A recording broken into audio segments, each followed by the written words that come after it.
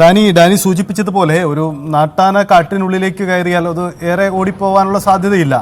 മാത്രമല്ല അതിന് അവിടെ സർവൈവ് ചെയ്യാൻ കഴിയില്ല എന്നൊരു സാഹചര്യം കൂടി ഉണ്ടായിരുന്നല്ലോ. എന്തായാലും തുടക്കത്തിൽ തന്നെ ഇത് കാടിന്റെ ഉൾക്കാട്ടിലേക്ക് പോയിട്ടുണ്ടാവില്ല എന്നൊരു വിലയിരുത്തൽ വനംവകുപ്പിനും മറ്റും ഉണ്ടായിരുന്നിരിക്കണം അല്ലേ?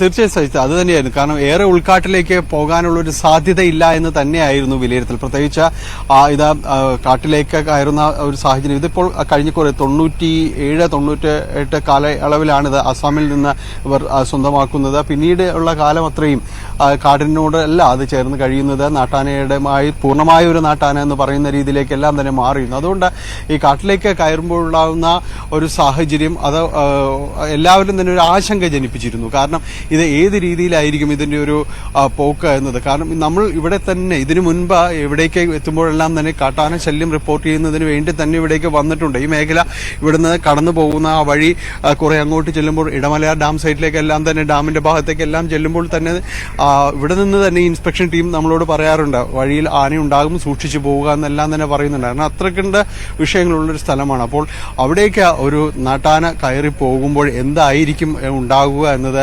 എല്ലാവരിലും തന്നെ ഒരു ആശങ്ക ഉണ്ടാക്കിയിരുന്നു. പ്രത്യേകിച്ച് ഇവിടുന്ന് കടന്നു പോകാനുണ്ടാവുന്ന ഒരു സാഹചര്യം അത് ഒരു ഭയചകിതമായ ഒരു അന്തരീക്ഷമായിരുന്നു. രണ്ട് ആനകൾ തമ്മിൽ കൊമ്പ് കോർക്കുക, അതിനുശേഷം അത് വിരണ്ട ഏതാണ്ട് ഓടുന്ന ഒരു അവസ്ഥയിലേക്കാണ് വന്നിരുന്നത്. അതുകൊണ്ട് എങ്ങനെയാവും അവിടേക്ക് ചെല്ലുമ്പോഴുള്ളൊരു സാഹചര്യം എന്നത് എല്ലാവരിലും വലിയ ആശങ്കകൾ ഉണ്ടാക്കിയിരുന്നു. പക്ഷേ ഈ തുണ്ടത്തെ ഫോറസ്റ്റ് റേഞ്ചിന്റെ പരിധിയിൽ തന്നെ ഉണ്ടായിരുന്നു. പിന്നീടുള്ള തേക്കിൻ തോട്ടമുണ്ട്, വലിയൊരു തേക്കിൻ കാട് ഭാഗത്തുണ്ട്. അതിനുശേഷമാണ് മറ്റ് ഒരു നീർച്ചോലയും പിന്നീട് ഒരു ചതപ്പും എല്ലാം തന്നെ വരുന്ന സ്ഥലം.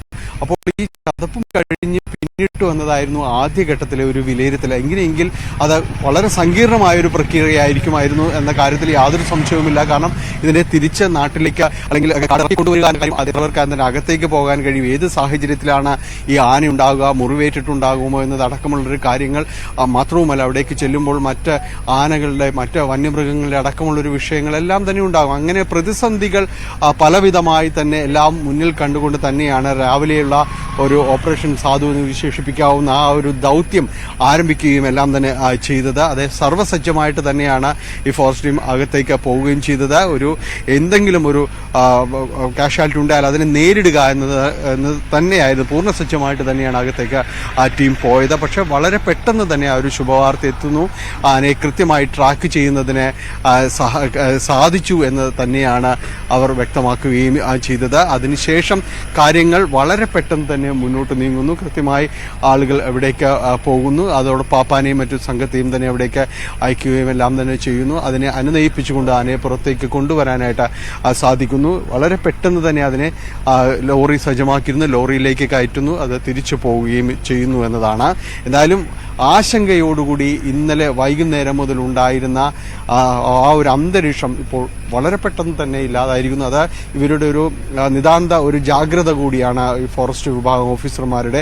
കൃത്യമായി അതിനെ ട്രാക്ക് ചെയ്യുന്നതിനും തുടക്കത്തിൽ തന്നെ എല്ലാം തന്നെ അവർക്ക് സാധിച്ചു എന്നത് എടുത്ത് പറയേണ്ടതാണ്. എന്തായാലും ആ ഒരു ആശങ്ക ഇല്ലാതായിരിക്കുന്നു. ഇപ്പോൾ റെസ്ക്യൂ ടീം അടക്കം പൂർണ്ണമായും തന്നെ അവരെല്ലാവരും തന്നെ തിരിച്ചു പോന്നിരിക്കുന്നു.